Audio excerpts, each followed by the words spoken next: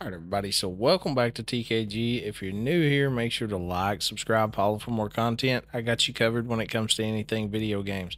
So, today we're going to be talking about Hogwarts Legacy and my experience through Hogwarts Legacy, and maybe you should consider playing it yourself. So, with that being said,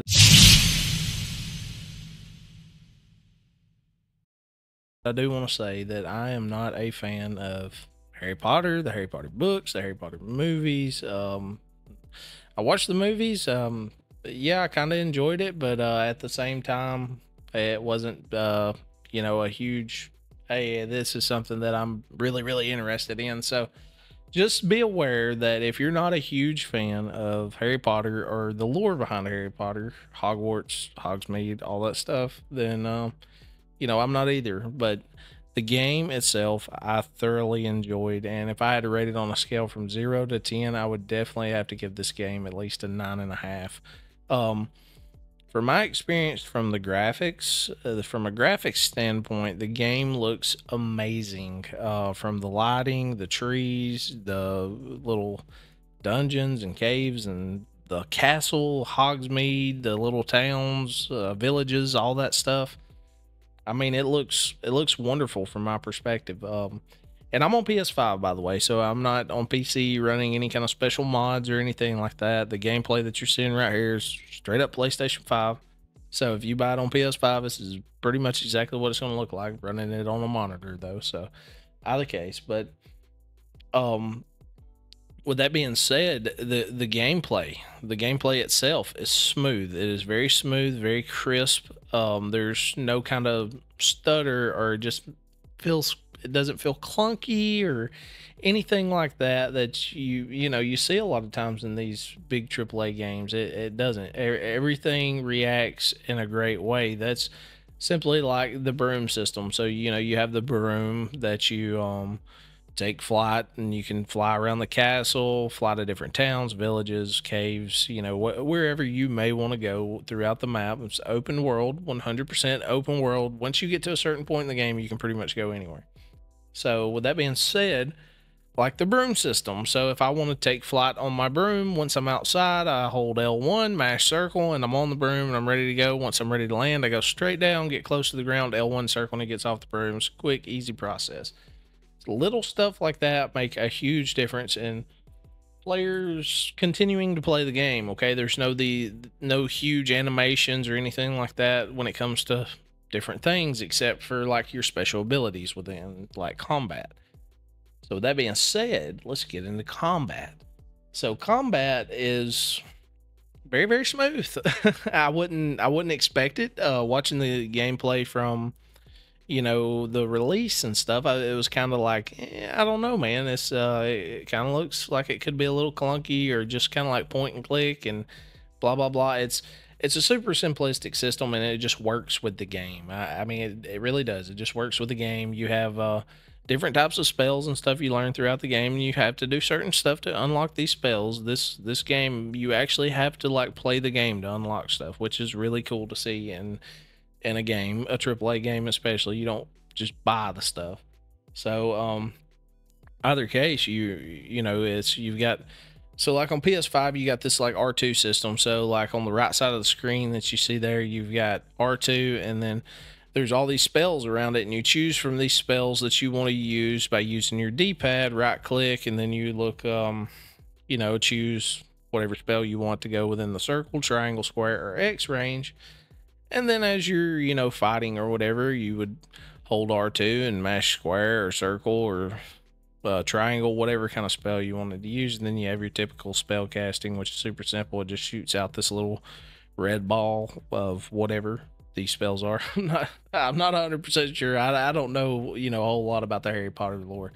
But either case, you've got the Enchanted Forest and stuff like that. And I mean, just everything about the game, it just works. It's fun whether you're a fan of the lore or not. It's just 100% a wonderful game. That's all I can say. It's nice to see a refreshing type of game that has kind of like the new style stuff in it, as far as like graphics and the mechanics and stuff like that with how stuff work, and then it still has like that old feeling to it. Like there's puzzles and things like that that we miss, or that I miss specifically in like old games. It makes you think. I mean, you can't just I mean, you could obviously just go on YouTube or something and type in how do I do this, or whatever, but it makes you want to learn it yourself. I mean, there's a specific challenge throughout the world that's called Merlin's something,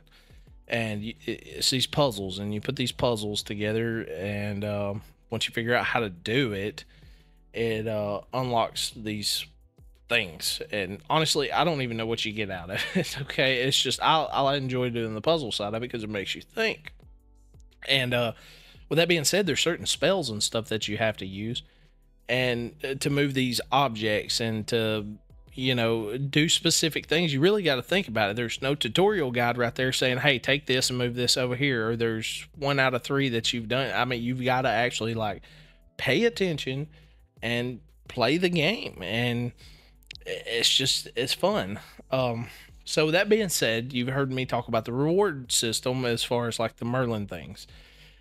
With that specifically, and I have to take a deep breath on that one because it's kind of a I think it's kind of a controversial subject when it comes to like loot and stuff like that. I'm not the type of person that when I play a game I expect to get the best of the best of the best stuff every time I complete something. I don't. I'm really cool with doing multiple things before I'm rewarded. So that's kind of how this game kind of plays. You like with the Merlin stuff, you have to do so many of the Merlin things before you really start, getting any kind of rewards or anything. How many you have to do, I have no idea because I haven't completed all of them yet, but I'm working on it. But either way, other side quests and stuff like that, you get reasonable rewards, and there is tons of loot, and that's the thing that I will say with this game. There's tons of loot, so you're not getting necessarily bored with something that you have to keep for forever. And one of the real cool things that I really enjoyed about this game, if I find a specific type of robe or armor or something that I want to wear throughout the game that has a specific durability or specific what do you call it, attributes that help with spell casting or anything like that, I can still wear that, but I can actually change the appearance. So if I want to wear that specific thing because of the benefits, I can still change the appearance to another type of clothing that I really, really like.